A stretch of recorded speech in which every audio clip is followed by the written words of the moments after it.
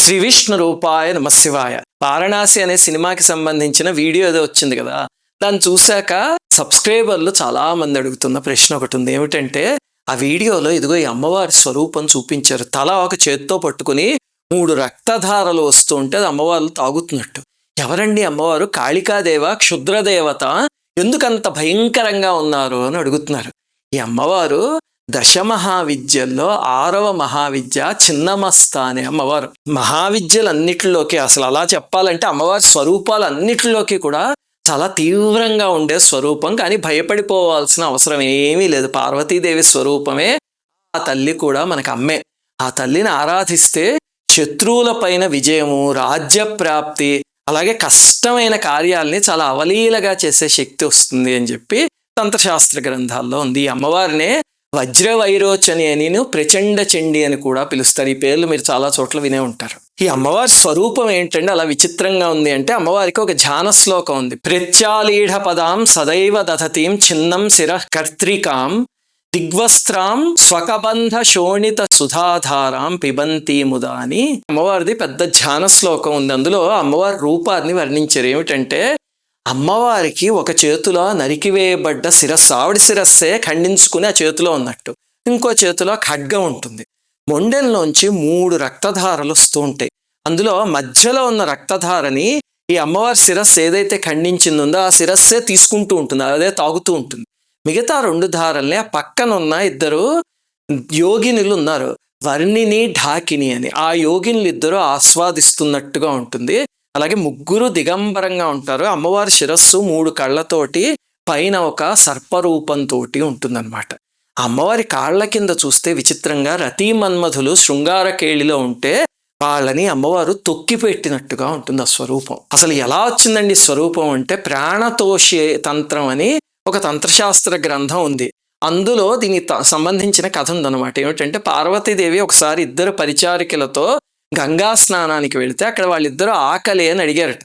అమ్మవారు కాసేపు ఉండండి అంటే మళ్ళీ అదే అడిగేసరికి అప్పుడు అమ్మవారు నల్లటి స్వరూపం ఒకటి తీసుకుని తన శిరస్సుని తనే ఖండించుకుంటే ఆ రక్తధారల్ని వాళ్ళిద్దరూ గ్రోలి సంతోషించారు. ఆ తర్వాత మళ్ళీ అమ్మవారు శిరస్సును అతికించేసుకున్నారు అని ఇది ఒక కథా తంత్రశాస్త్ర గ్రంథంలో ఉంది.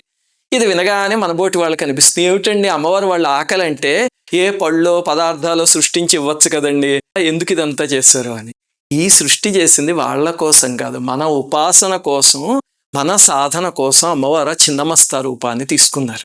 అంటే ఎలాగండి సాధన చేయడం అంటే, ఏ దేవతా స్వరూపాన్నైనా సనాతన ధర్మంలో ఉన్న ఏ దేవతనైనా సాత్వికంగా సాధన చేసేవాళ్ళు ఉన్నారు, తామసికంగా వామాచార ప్రక్రియల్లోనూ చేసేవాళ్ళు ఉన్నారు. సృష్టిలో 2 ఉన్నారు. కాకపోతే ఎప్పుడు సాత్వికమైన ఆరాధనే శ్రేయస్కరం ఎవరికైనా. అసలు ఈ అమ్మవారి విషయంలో అయితే సాత్వికమైన ఆరాధన కూడా చాలా చాలా కష్టం. గురువు శిక్షణ లేకుండా అసలు ఈ అమ్మవారి ఆరాధన చేయకూడదు, అంత కష్టతరమైంది. అంటే అలా చేసిన వాళ్ళు ఎవరైనా ఉన్నారండి అసలు ఆరాధన అంటే? మనకి తెలుసున్న వాళ్ళే మహాత్ములు 2 ఉన్నారు.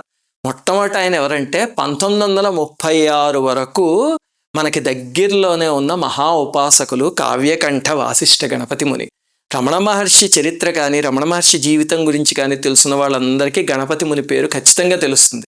ఆ మహనీయుడు దశమహావిద్యలన్నిటికీ సైంటిస్ట్ అని చెప్పచ్చు, అంత గొప్ప ఆయన. ఆ విద్యలన్నిటిని సాత్వికంగా ఆరాధించి ప్రసన్నం చేసుకున్న మహనీయుడు ఆయన. ఒకసారి తీవ్రంగా చిన్నమస్తా విద్యని ఉపాసన చేస్తూ ఉంటే అది ఫలించే సమయానికి ఆ పక్కనే ఉన్న ఒక పొదలో శిరస్సు ఖండింపబడిన అమ్మవారి శిరస్సు కనిపించింది ఆయనకి, చిన్నమస్తాదేవి ఆ స్వరూపంలోను.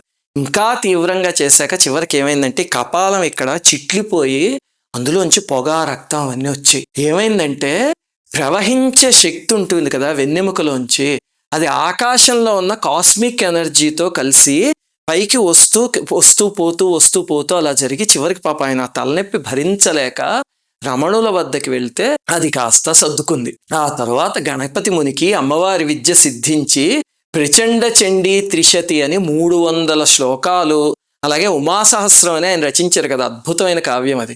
అందులో కూడా చిన్నమస్తాదేవి గురించి బోల్డెన్ని శ్లోకాలు ఉన్నాయి. మొత్తం అమ్మవారి ఉపాసనా మర్మాలన్నిటిని కూడా వీటిల్లో ఇచ్చేశారు.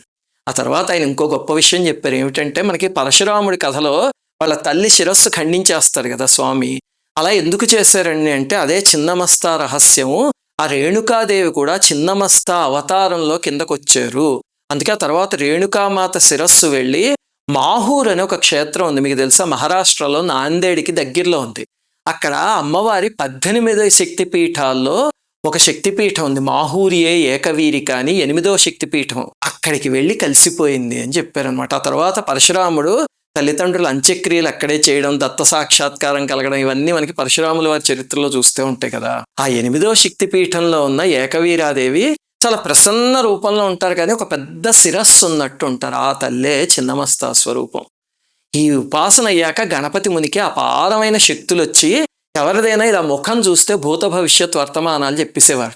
ఆ శక్తులతోనే ఆయన రమణ మహర్షి కుమారస్వామి అంశతో దిగొచ్చారు, పూర్వజన్మలో జ్ఞాన సంబంధ నాయనారని కూడా చెప్పారు కావ్యకంఠ గణపతి ముని.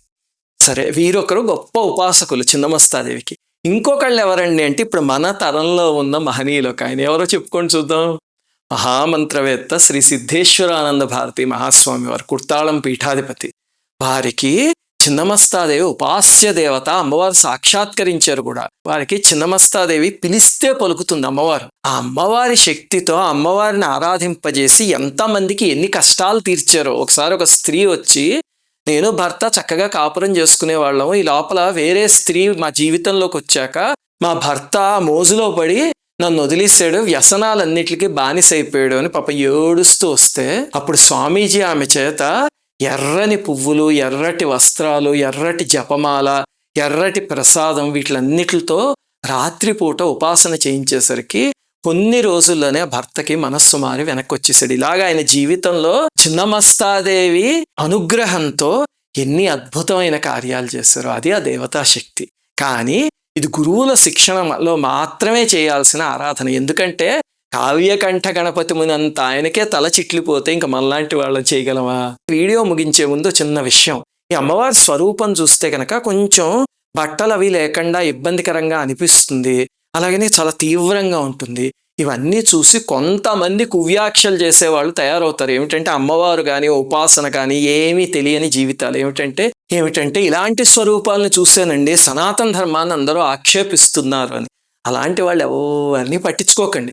మనకి జువాలజీ ల్యాబ్ ఉందనుకోండి, అక్కడికి అసలు ఏమాత్రం చదువుకోని ఒక అతను వచ్చి, చిచి పుర్రెలు ఏమిటి, అస్థిపంజరాలు ఏమిటి, ఇలాంటి వాటి వల్ల ఎవరు చదువుకోవట్లేదు, ఇవన్నీ క్షుద్ర పూజలు అన్నాడు అనుకోండి, అతనికి సమాధానం చెప్పాల్సిన అవసరం లేదు, ఎందుకంటే వాడికి శాస్త్రం తెలియదని అర్థం. ఇక్కడ కూడా ఏమిటంటే ఇలాంటి స్వరూపాలు అర్థం కావాలి అంటే ఆ ఉపాసన ఏమిటి, ఆ సాంప్రదాయం ఏమిటి, అమ్మవారు ఏమిటి, అవన్నీ తెలియాలి. ఉపాసకులకి మాత్రమే తెలిసే మహావిద్య.